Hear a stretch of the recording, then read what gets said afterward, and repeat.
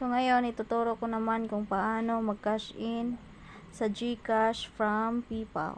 So open lang natin yung GCash. And then punta tayo sa view all. Click lang natin view all.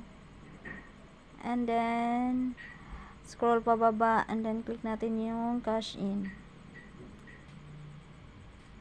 So click natin ang PayPal. And then ito na yung, dito na tayo mapupunta. So,